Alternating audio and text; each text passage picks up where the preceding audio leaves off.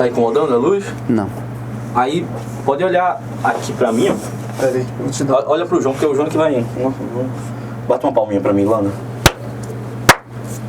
Valeu. Tá ligado aí, né? Tá. O bico. As duas câmeras foram. Aí, Lana. Qual é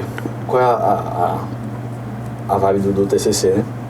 É justamente fazer tipo um mini doc com opiniões de profissionais sobre publicidade infantil, principalmente no YouTube. O que é que a gente quer fazer? A gente tem você, que vai ficar nessa parte... Foi escolhido como publicitário. Como publicitário. Ou profissional de comunicação. E a gente também escolheu por conta da matéria que está tendo hoje com a gente. Mas a gente está buscando psicólogos. Hoje vem uma pedagoga também, gravar um pouco mais tarde. Vai ser massa. Advogado, que é o que entra o Alan, somente nessa parte de direito do consumidor. E na parte de psicologia, o cara do Naruhodo. Aí tem o Altair. Vocês vão conseguir o Altair? A gente já mandou e-mail pra ele. Talvez eu grave com ele domingo. Mas como? Você vai lá em São Paulo? Esse final de semana eu tô em São Paulo. Aí, se Deus quiser, a gente vai estar lá com o Altair no domingo.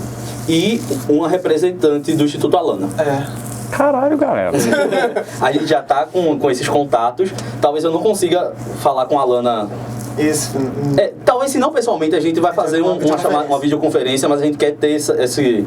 E a gente já tá com os contatos, já tá trocando e-mail. E essa vibe a gente quer meio que começar. Como é que as crianças recebem esse estímulo, sabe?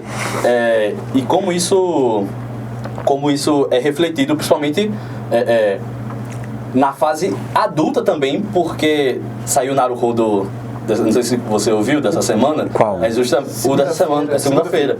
É justamente sobre publicidade infantil. Vi sim. Aí são dois. A primeira parte saiu. Eu mandei pra vocês por e-mail, velho. Mandou? Então. Mandei, ó, olha o seu e-mail aí. Confere o seu e-mail, mandei assim, galera, olha só pra vocês verem o assunto que a gente tava falando em sala, saiu no Naruhodo. Olha aí, velho. Aqui, ó, o e-mail começa assim, dica, 2 pontos. Nossa, mano, desculpa. É o destino eu pegar o desse cara. Então, vamos lá. Aqui, ó, quer ver? Começar. Pode falar, peraí. Só pra mostrar pra vocês que é verdade. Não, tô no enviados, né? Enviadas. Dica. Não vai ficar... mas você faz. Qual o efeito da publicidade sobre as crianças? Aí eu falei, galera, bom dia, mais uma feliz coincidência. Agora o podcast Naruhodo da família B9 fez um competentíssimo podcast sobre o tema que tratamos em sala. E mandei o link. Nossa senhora, que é isso, hein? A prova que ninguém se olhe bem mais. Eu mesmo não olho.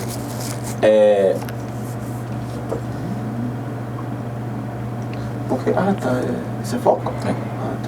Aí, vamos lá. Então, aí a gente bolou aquelas perguntas. Destrava aqui, João. Nunca direto pra câmera eu olho, então. Só pra olha você. pra gente. Tá. Pode olhar. Olha pro João aqui, ó. Esse rapaz bonito, alto, charmoso.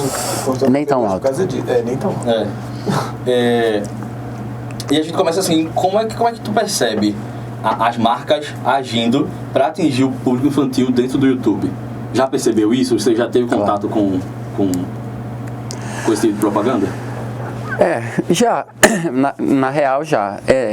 Na verdade, o YouTube acabou... assim, não só o YouTube, mas acho que primordiariamente principalmente ele, para falar melhor, virou a salvação, o reduto das marcas, principalmente para trabalhos de branding, para trabalhos de merchandising, porque senão elas iam morrer mesmo, né? Eu acho que a gente pode dizer assim, na real, não se pode fazer publicidade para criança, assim, ao menos não no Brasil, e é lei. E eu acho que o que a lei entende é que a criança não pode se defender contra os argumentos da publicidade. E aí eu estou dizendo de direção de arte, estratégia de marketing. Então a criança não tem como se ver livre daquele processo de convencimento que a publicidade faz. Uma vez que chega nela, chegou. Só que as marcas conseguem muito habilmente driblar a legislação com algumas ações pelo YouTube. E você pode chamar isso de esperteza, mas você pode chamar de malandragem também. E hoje existe alguma fiscalização no YouTube? Não, certamente que tem. A gente já viu até algumas pautas caírem em alguns canais, assim, principalmente quando não é só... Tá pegando? Tá. Você quer que eu volte, então? Por favor. Não, assim, a fiscalização sim, inclusive no YouTube.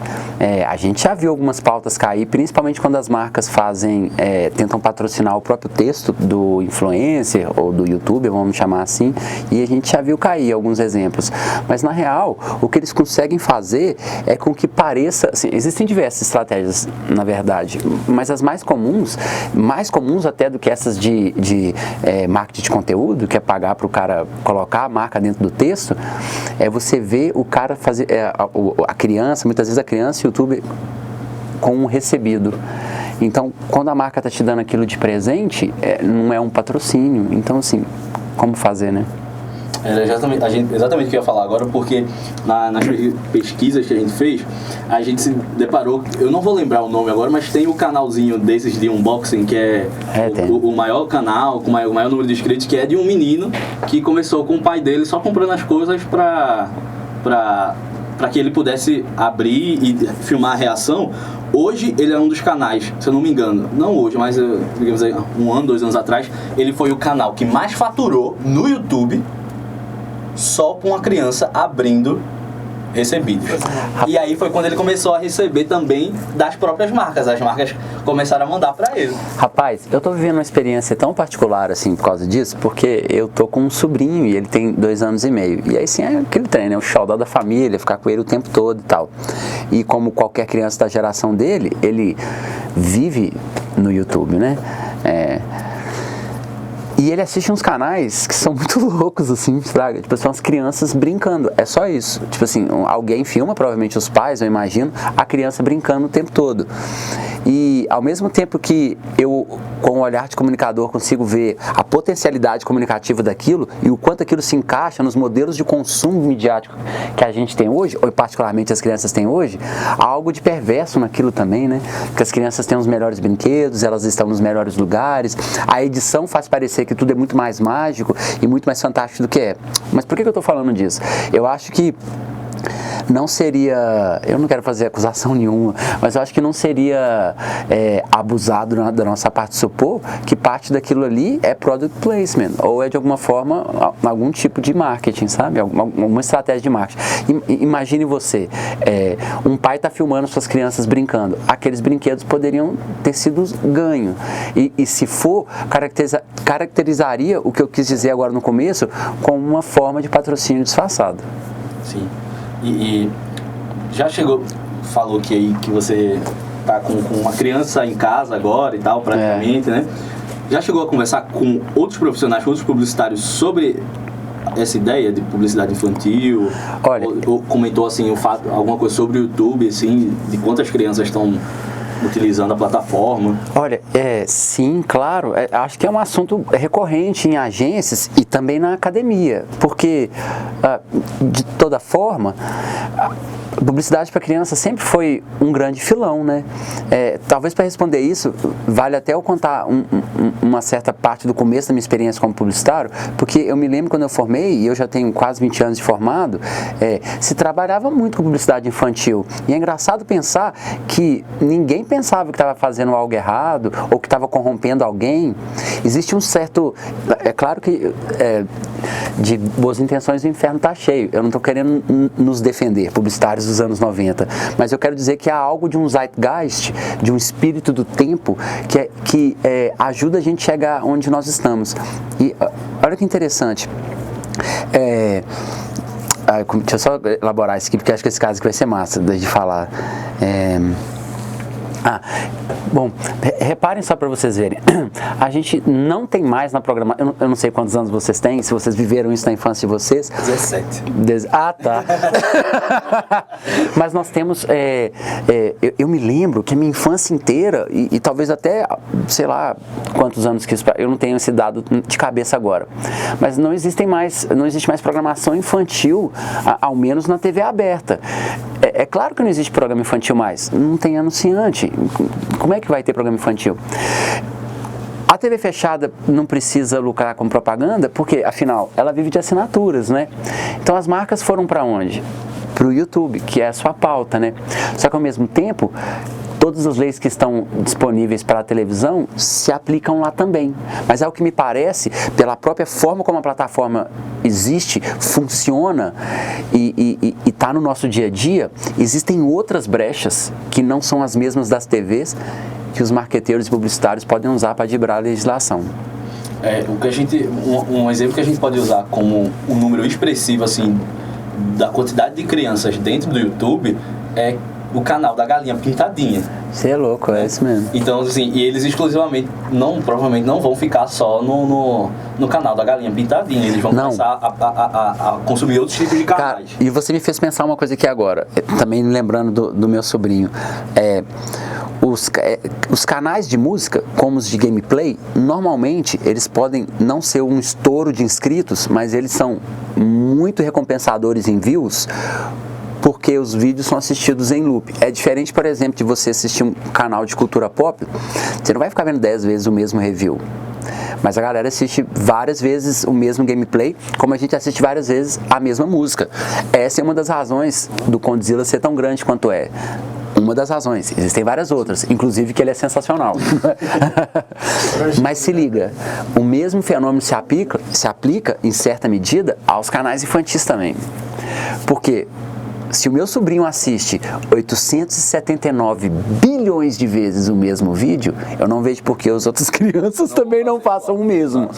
Então, assim, se você parar a pensar nisso, é de um potencial de marketing nunca antes visto, ou inimaginável, por assim dizer, ao menos para quem se acostumou a trabalhar com publicidade. Porque, cara, o máximo que uma propaganda no intervalo do show da Xuxa poderia me atingir é uma vez a cada intervalo. Imagina um produto colocado dentro de um vídeo desses, ou uma estratégia de comunicação dentro de um vídeo desses, que é assistido esse tanto de vezes. Caraca! E você falou do comentário dentro da profissão, dentro desse rol de professores, né, da academia, da faculdade. Existe alguém que defende publicidade infantil?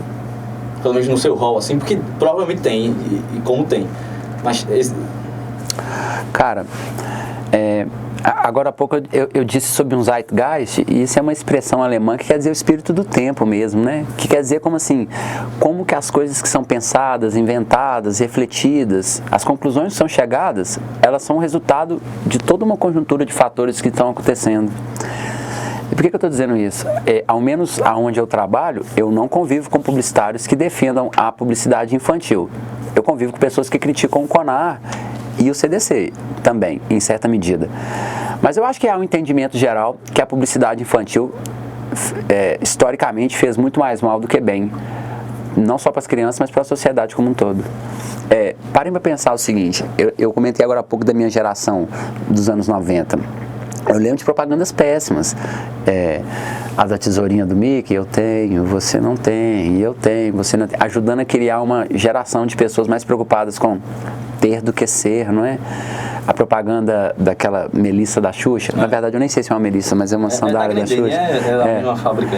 E caramba, tem um monte de meninas de 4 anos visivelmente...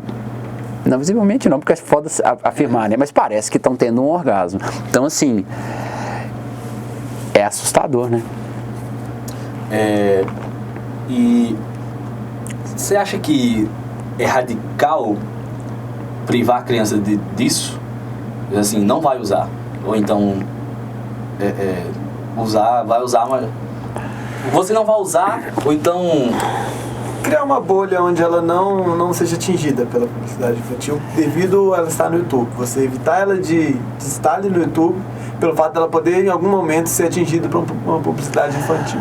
Olha, eu não sou um pedagogo para entender as nuances de como se educa, de como deve ser representados os desafios da vida para uma pessoa em desenvolvimento, para uma criança. Mas eu acho que é função da sociedade, dos pais, da escola e das plataformas digitais de proteger as crianças, sim, inclusive da propaganda. Puxando para a atuação do CONAR, como é que você vê ela Bom, eu vou falar de uma maneira geral e depois voltado para as crianças, né? O CONAR, ele é esse órgão que surgiu durante a ditadura para a gente poder autorregulamentar a propaganda e não depender do governo militar dizer o que a gente podia falar ou não. Então tem um começo nobre. E o CONAR presta um excelente papel, mas dá muita mancada também. Não estou aqui para dizer que ele é um vilão, nada disso, mas são mancadas muito sérias. O CONAR trabalha sempre por denúncia, e aí qualquer pessoa pode denunciar. Então a gente assiste propagandas que absolutamente não afligem a moral, mas são tiradas do ar mesmo assim.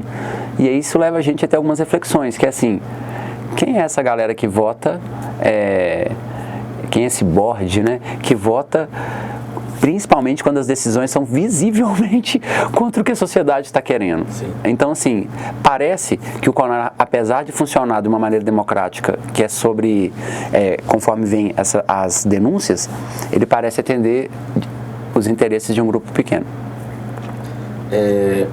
Hoje tem alguma marca que vocês já viram claramente, isso é uma propaganda infantil, você já... E que não era? Não isso, mas assim, que você percebeu, porque hoje, como se proíbe muito, tem essa questão, mas ela ainda assim existe, tem alguma que você viu e dizer, talvez isso não pudesse estar por aí, talvez isso não pudesse estar sendo veiculado.